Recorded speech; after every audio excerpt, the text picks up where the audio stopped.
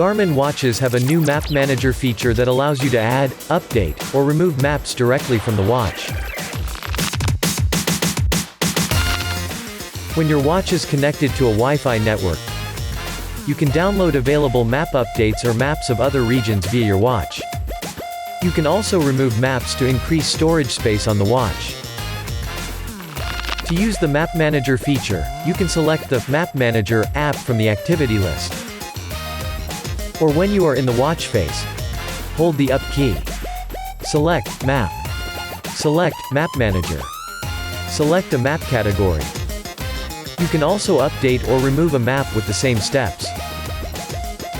Please be noted, downloading maps can drain the battery. The watch will temporarily move the map to the download queue.